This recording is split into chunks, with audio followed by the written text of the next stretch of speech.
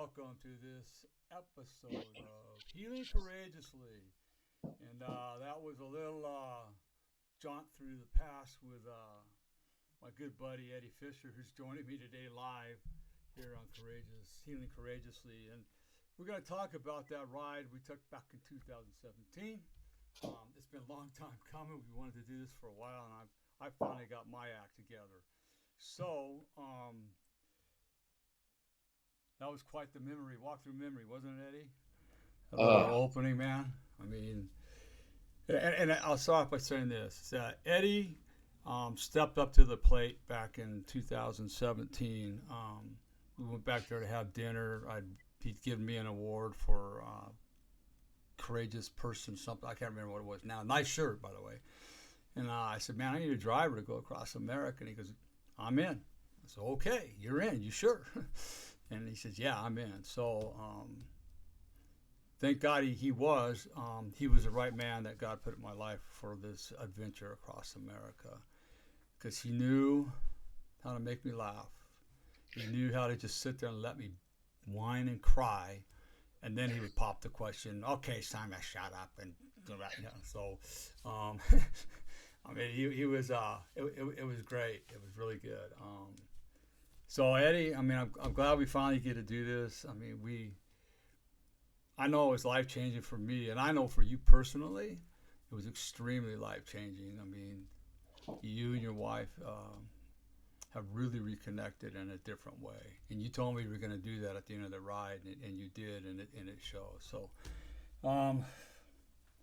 you want to tell him how we hooked up, how we met in the first place? I mean, it was just kind of like it's not like we've been friends for 50 years. It just was kind of everything was God driven.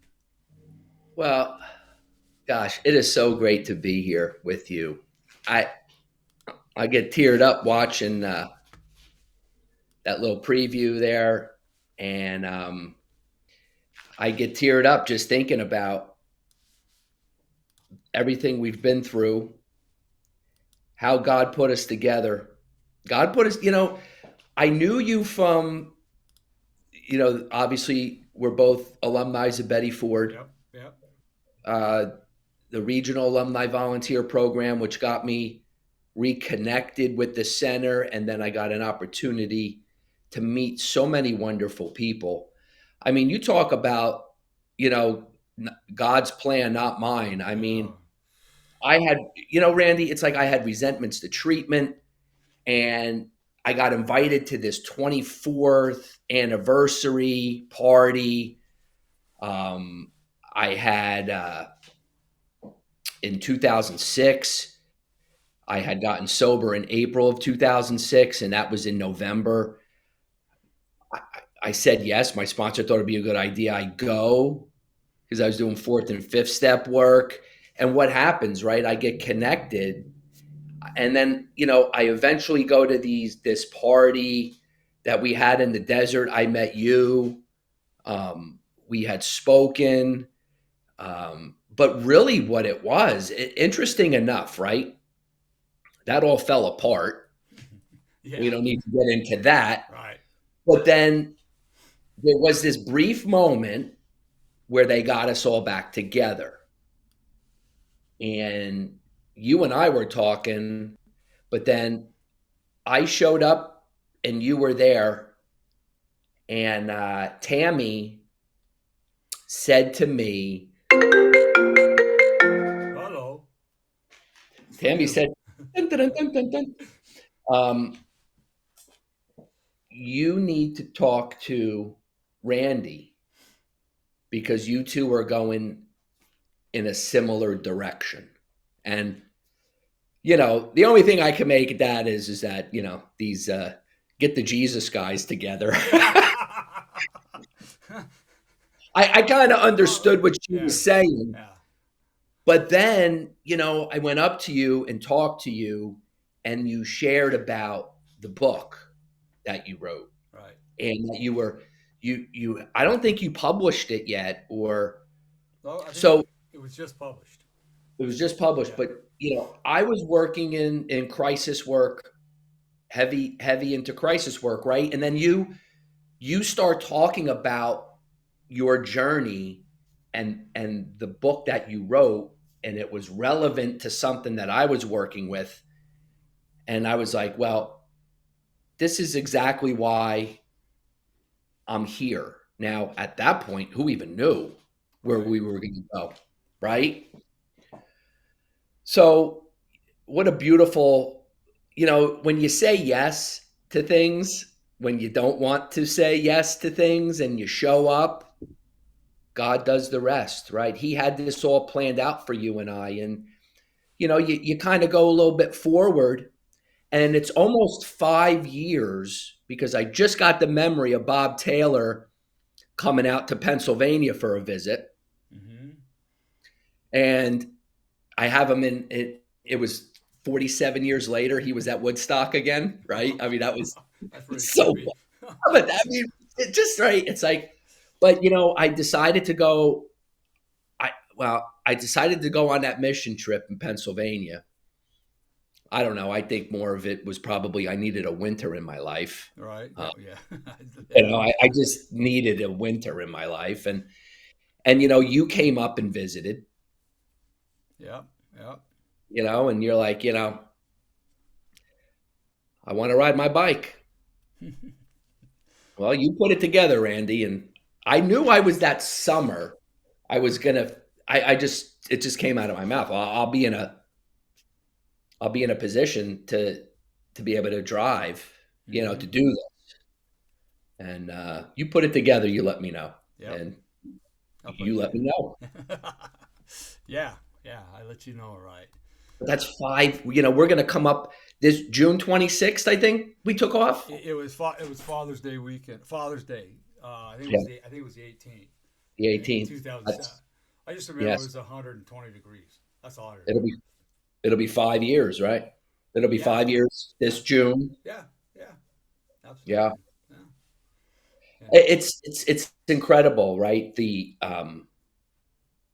things that led up to that, the intensity. It's just incredible. Like I don't know, like everything in my life is intense, or it's like I don't know. yeah. There's Yeah. never, Yeah. Yeah. you Nothing's know, easy. 5 years of crisis work, a mission trip. I return back and I get on a plane to Palm Springs, and here we go. Yeah. Yeah. Yeah. Get here to Palm Springs and we take off. You said it was 118 that day that we left. I'll never forget it. I'll never forget it. And the next day was 125 halfway to Wickenburg, and I said, "No, I'm done. Put me in the truck." Yeah, You your know. shoes were ready to Yeah, melt. I know they were. I know my brain was melting. That's for sure. But you know what though was great about that too, Randy? Like we were, you were there to do something greater than yourself, Mm-hmm. but you didn't have to prove anything, right? Like, No. and we knew that this was going to be a journey, just like recovery, just like our lives and our stories. Yeah. And it's okay, you know, to give it your all and then say, okay, Yeah. enough for today, right? Yeah. Like I did what I needed to do today, and we knew we had it wasn't going to be a sprint. No, not by And any there's means. so many correlations to the life journey to even in those little moments that we had, let alone the big moments. It's kind of like we had the entire ride plotted out. We knew we were going to be at point A in the morning, and we were going to point B. As long as we got to point B that evening, and I think we never had to change our endpoint. But it's much like life, when we're on this journey. I mean, what happens between A and B happens.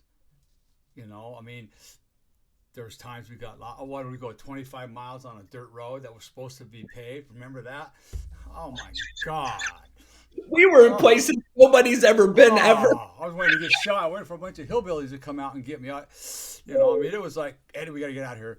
But yeah, I mean, it didn't matter. It was what happened in between A and B, right? And if I made it all the way, we just kind of have a smooth sailing day. Great, but you know, one day in Pennsylvania, I think it was Pennsylvania, where I just got done climbing this 5 mile grade, and we get to the top, and it starts to absolutely, I mean, pour buckets down.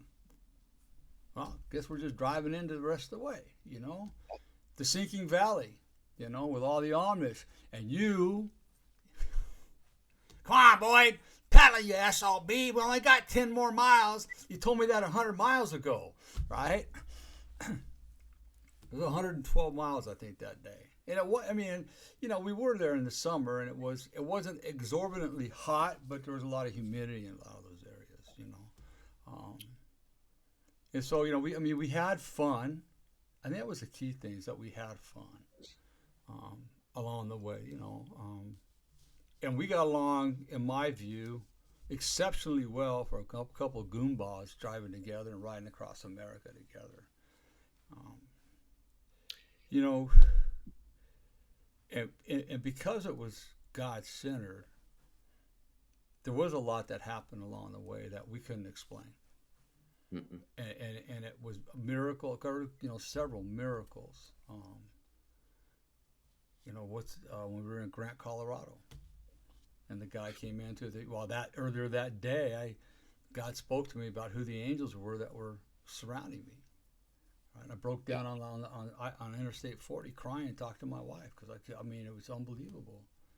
And then we get to Grant, and a guy named Mike, who God said Michael was one of the guys surrounding me, shows up at the Ford dealer, and I sit there and talk to him and give him direction. I mean, there was those moments, and I think, Eddie, if I remember right, to the best of my recollection, that everywhere we stopped, and especially when we stayed at Hampton Inns almost exclusively, everywhere we went, every day we drove, somebody had been sexually abused, male and female, male and female, you know. And so we were bringing the news to a lot of people that needed to hear it, and we're grateful to hear it. But it's something that, for me, I still don't realize how profoundly it affected me. Mm. All I know is that when I think about it, I want to do it again. I just want to do it again. I mean, it was like, it was fun, but it's kind of hard because that was the granddaddy of all the rides all the way across America, you know. But then with the people we met, just Yeah, it's it's that's the spontaneity and the moment, the unexpected, the having no expectations, uh, being rerouted, all of it. I've been thinking a lot about this, a lot, and I wanted to tell you, I wanted to thank you. I just wanted to thank you so much for allowing me to be on that trip with you. It's definitely one of the highlights of my life. It it it was so important to me, and it was so beautiful to be as I always say, behind the dash, mm-hmm. outside the circle, to watch someone who I love and respect very much do something so courageous. It was such an honor and a privilege, Randy. Well, thanks, Eddie. It's an honor to have you. So I I just, appreciate that. I just want to let you know from the bottom of my heart how much I give thanks to that experience. And it's something that, one, I'll never take for granted, Right, right. and it will always be etched, in my soul and every part of my being. I mean, you know, it's interesting, right? Because you're going through what you're going through, and I'm getting a chance to see what you're going through, and then, yes, let's set that moment up in Grants Pass, New Mexico. Wow. I mean, first of all, let's go the day before we were in Gallup, Yep. and the engine light goes on in your truck. Yep. And I'm like, oh man, what's this? So I tell you, Oh yeah. hey, Yeah. you're like, Stitch, I got this, all serviced, like, everything, your truck was in, you had it all taken care of. Yet, I mean, obviously for good reasons, Mm-hmm. everything was all ready to go. Why would the engine light be going on, right? You didn't need oil. You couldn't, I mean, so, all right, well, we get in the truck from Gallup, and which was a neat little place. Mm-hmm. And we go, and then I get a message from another cyclist who you met in Arizona, Mm-hmm. and says, hey, you're not going to believe this, but the best Chinese restaurant with the best fried rice you'll ever eat is in Grants Pass, New Mexico. I don't even think we were scheduled to go there either. No, we're going to Albuquerque. Right. And that was so the engine light stays on, you're monitoring it. And then as we get into Grants Pass, what I would do is obviously, at certain points of the day, I would go further ahead, Yep. wait for you, cheer you on, whatever you needed, right? Coconut water, Oh baby. all that, right? I mean, that's like, right? The nectar of the gods when you're Oh, doing what you're ice doing. cold too, man. It was like, Oh, oh. the all the dates we had and everything, right? Yep. Sweet potatoes and Oh, sweet potatoes. Yeah. sweet potatoes. So I ride into town when we get to that certain point because I'm looking for a place a point of interest where we could get you with your, you know, that was so awesome. Lift up the bike over your head Yep. and Yep. take that picture. And there was a Santa Fe caboose in Grants Pass. Yeah. So I located that, but you come in and you're like, hey, I stopped in. There was a Ford dealership as we came into town, and you're like, hey, we're gonna take the truck in, after let's go. So we got the picture taken.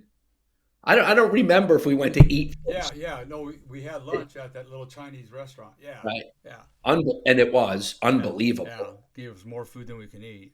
Oh, and then well, speak for yourself. I didn't want to say nothing. I didn't want to say nothing. I was eating for two, maybe Yeah. three. So that's where Uncle Eddie Eats came to Yeah. fruition. That's where it came from. So here we go to the Ford dealership, and I know one guy had come in and said, "Hey, you know, you had a little talk," and then the second gentleman comes in, and I remember where I was sitting and where you were sitting, and Vietnam vet, Mm-hmm. Yep. and he came in and he saw the truck. Right. He's, oh, I love what you're doing. Yeah. Da, da, da, da. You and him are talking. I went and got a rack card Yep. because, want to share with people if they wanted to donate. If someone needed help or someone they knew needed help, they had the information. So gave him the rack card, you and him. I'll never forget that moment when he walked back. Oops, when he walked back in. Yeah. When he walked back in and said, hey, the look, I didn't know what you were riding for. Yep. Because he read the rack card. And, here's this man coming from Mississippi to go to California. He got a job. He was a crane operator. Here we are coming from California going across. The other way. Yeah. Would you spend like an hour and a half with him talking? I don't. It seemed like it was that, but yeah, you said it was quite a while. Yeah. And to watch this from behind the dash, and then to watch you too, and then to see you after come back in and take that, I'll never forget that exhale. Like you were Mm-hmm. is you helped him, you gave him resources, and Yep. he shared with you, and then the guy from the Ford dealership peeks his head in and says, "Hey guys, everything's great, no charge." Yep. Boy, that engine light. If God didn't put that engine light on, There's no I doubt. you were that and I thought to myself, there's the trip. And that was pretty early into the journey, right? I mean, so two Yeah. states in and boom, in Grants Pass, New Mexico. Yeah. Um, and it just proves that God's got a plan and we're just, there for the ride. Like we're there to serve and we're, you know, what you've been through in your life. I mean, all the work that you've put in, all the tears, all Mm-hmm. the pain, like to know you and then to see you serve and be available for someone who needed you very, very, very Yep. much at that moment.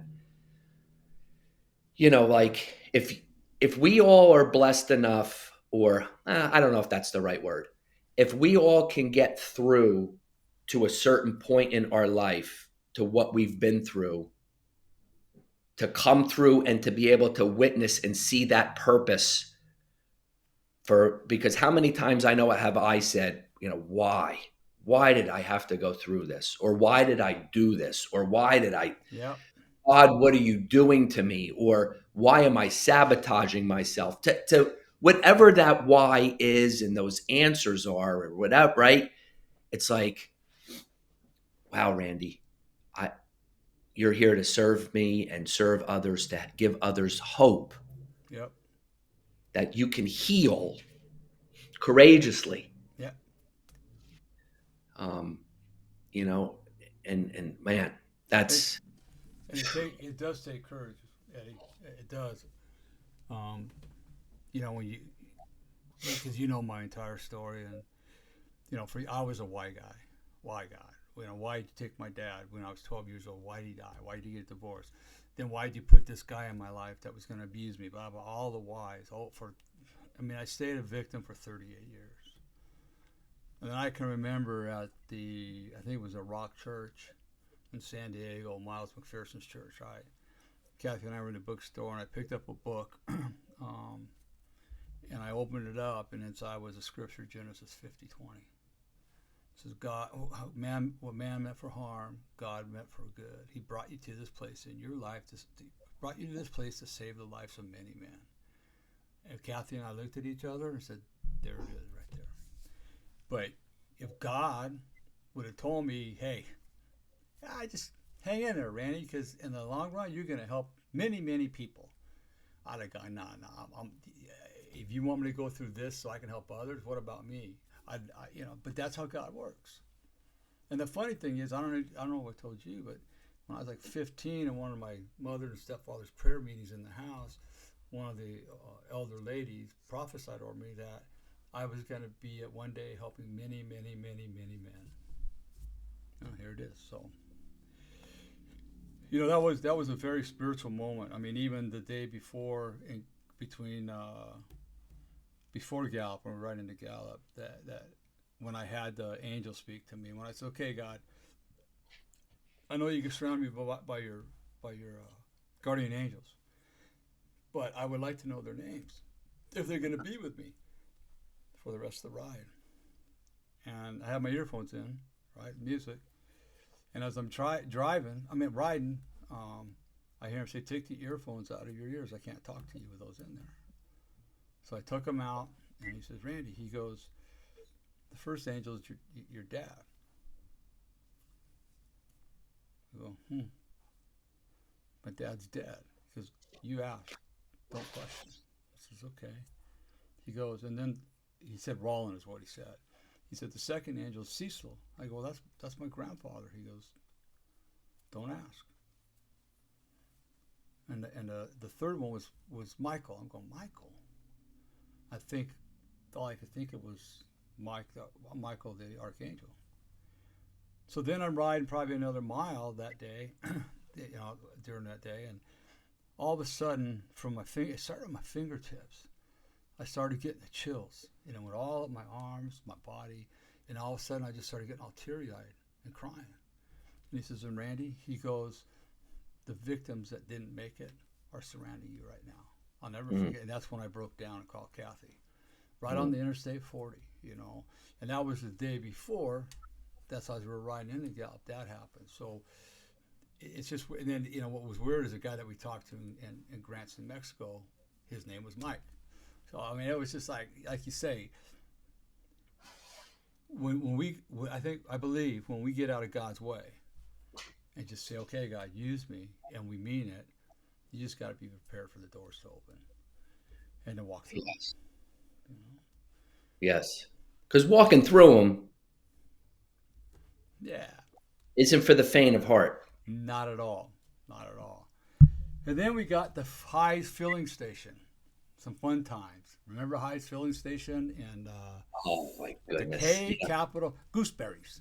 What's a gooseberry? What's a goose? But that was funny. And I just remember the people, right? Yeah. In that restaurant, small restaurant. Remember that young waitress was super super kind to us, right? Yeah. And Beth. Her name's Beth. Beth, Um, okay, Beth, she owns, her and her yeah, family own it. They still do. that'd be great. Yeah, because they treated us like family.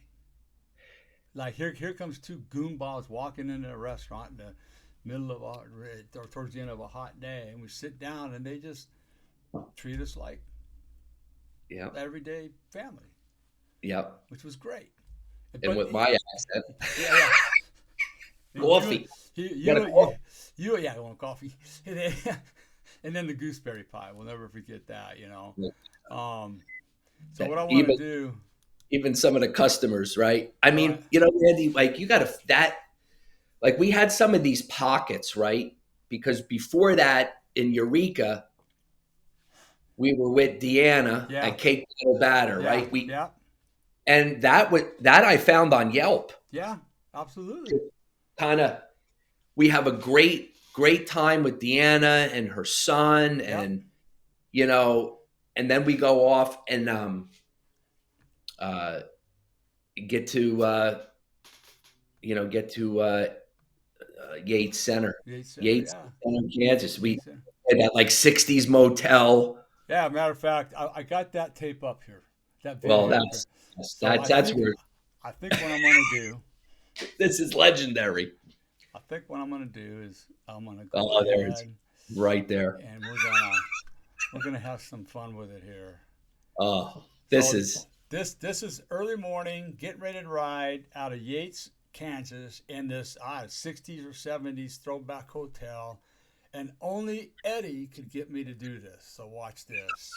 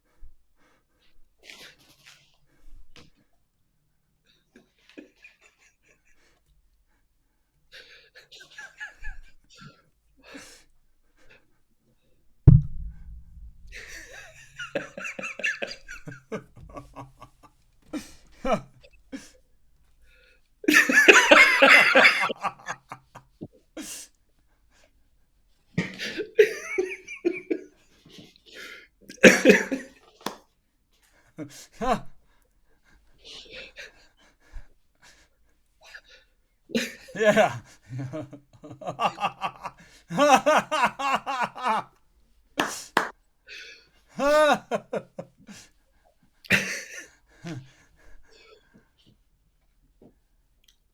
Every morning. Uh, There's a little more to that, but it's not the humorous part that that is. So, Oh boy. that was funny. Yates Center through 6:30 in the morning. But That you know, was the first picture too. I'll never forget. As I started uh, taking pictures, capturing moments, getting video, we have these moments. But that was the first one that I took. You always kind of go, "Oh, I wish I did this from the start." But things develop. That's the right, fun part right, of you passing the route sign or the right, speed, and that morning I got a picture of you and like the dew was coming up, yeah, that morning mist, yeah, we're in the heartland and beautiful. man, Yeah, there you go, right, right. Yeah. Yeah, that was beautiful. And then we can't forget about Terre Haute. Terre Haute, Terry. it rained and lightning and thundered pretty heavy that day, but we were inside Fifi's Cafe with the ever famous Kelly Davis, right? Oh, And then that's the night you had a flipping food coma that I thought you were dead. Don't ever tell Uncle Eddie eats. Don't ever tell Uncle Eddie whatever you want. It's on the house. Food. Take some home for tomorrow. Take dessert. Whatever you want. Have at it, guys. And they comped the whole thing for us, and they were just super happy that we were there. And the that was Zeus burger. the Zeus burger. Oh yeah, Zeus this. burger. Oh my god! And what was that other god awful thing you had? Some potato. I don't know. French fries with pulled pork Oh my god! and cheese I'm getting a heart attack listening to on it. top of the Zeus burger, and then I had the square donut bread pudding. Oh, no wonder you had a coma that night. Oh, 8 o'clock, right? You were like, "Hey, Uh, Stitch," and like I you're was out. drooling. You're gone. And that That was our little. first Airbnb. That was what? That was our first Airbnb. That was like we only did. Yeah. Yeah, Yeah. that That was a was. cool little place. Yeah, a little cabin. A little one-room cabin, and Yeah, nice so family. They prayed us out. yeah, I You know, remember that. Yeah, paid prayed for us. us. Yep. They made us some big old brownies. Remember that? Yeah. Oh Yep. yeah, yeah, yeah. So yeah, Oh, I mean, it was a fun trip. I mean, there's there's so many different things that came up, and the one thing that's coming to mind right now is there was a guy, I can't remember his name. I saw him on Facebook the other day, and he'd been following me. And he bought my book, and I didn't know it. But he'd been following me prior to the ride across America, and then all across America he was following me. And I remember him saying that he wanted to meet us at the end point, right? He lived in upstate Pennsylvania, so um, I can remember showing up at the end of the ride, and there's that news team followed us in. Remember, they got a hold of me. They followed us. They interviewed us out there, and then they came to the end of it. And I can remember that guy showing up, and I didn't know who's that guy. And it was a guy that had been following me, and he drove in from upstate New York, 3 or 4 hours away, just to meet me and say thanks for the book. And I remember he told me, because you have no idea how many people your book's helping, Randy. You have no idea. No, I don't. So it was good to hear. So, there was just, and then Rob joined us from, yeah. where were we at? Rob did the final. We were in Wilkes-Barre. Wilkes-Barre. Okay, yeah. He came in and did the final ride with you. Of course, the previous evening we had the chicharrones, Oh, yeah. the fried. I mean that's glorious. Whoever started that thing Right. is glorious. Right. Um, and then I think the day before that we were going through the kibasi capital of the world. They had a Yeah. kibasi, Yeah. Yeah. right? Yep. All of those places in Pennsylvania, you know, and you think about too, Randy, right? Like just the little stops during the trip. Right. Someone would give you $20. Yeah. Someone would say thank you. One thing that I want to bring up that really, this is where it really impressed, because what you were taking on and embarking on, and the flow of emotions. Someone came up and asked you, what you were doing, what Mm-hmm. the organization was about. And I'll never forget this moment when someone had asked you if you had done that to somebody else. Yeah. It's a great, yeah. And it's a legitimate question. But the way you handle that, right? Because I was like, oh my, and the way you handle that, I thought, wow, first of all, that it's a testament to the work. It's also a testament to the emotional intelligence and understanding of what you're doing and how, so many things that come out at you and everything. I just thought that you really truly spoke for yourself, and you spoke for all those that it said, it stops with me. Right. you know um I'm going to heal, and didn't do that. I just thought that was such a poignant moment as well. I learned a lot in that little segment there, Mm-hmm. about what others think or thinking, possibly thinking, right? Because like when you're thinking that what you're doing, and I've done this, right? What I'm doing, everybody needs, everybody thinks it's great, everybody's on board, Yeah. everybody's gonna Yeah. donate, Yeah. everybody's gonna buy my book, everybody's gonna donate, everybody's Right. gonna share my Facebook page, everybody's gonna no. And it's about that guy in upstate New York. And I think that one thing that I pray upon all the time, right, is because the ego is not the amigo. It's like, you know what? Maybe that was the reason for it all. And we have to be good with that, Right. right? Like, um, because you're doing it for all the right reasons. If it's like this, Eddie, I know for a fact that we planted a million seeds across the United Yes. States. I know that for a fact. Yes. So our job is done, basically. Every once in a while, every once in a while, we're lucky enough to see the fruit of that seed, Yes. but not too often, Right. right? I mean, and you know that. I mean, Yep. somebody else might be watering it, right? I mean, Yep. I've had it happen to me several times where a guy come up to me a year later and said, "Man, what you said at this meeting when you were speaking saved my life." Well, I didn't Yep. save. I planted the seed, and somebody else watered it for you. Because you can't do it alone. That's what people want. They think they can do everything alone, and they can't. You know that. I mean, this is a you and me. I couldn't have rode across America by myself. It wouldn't have been near as effective. You know? The other true benefit of fellowship and having a friend like you and going through certain things in life Mm-hmm. as you go through them, the you and I could have an honest conversation about our disappointments Mm-hmm. Mm-hmm. and our feelings about that though too, because when you're in ministry work, you're in the spiritual warfare that comes with it, the the grind, you know you're doing a lot for really nothing, right? And to be able to have somebody to talk about that with no reservations, Right. right? With So, it's like anything that you say to me, like, I'm grateful for, right? Like, I want you to be able to get that off your chest, Right.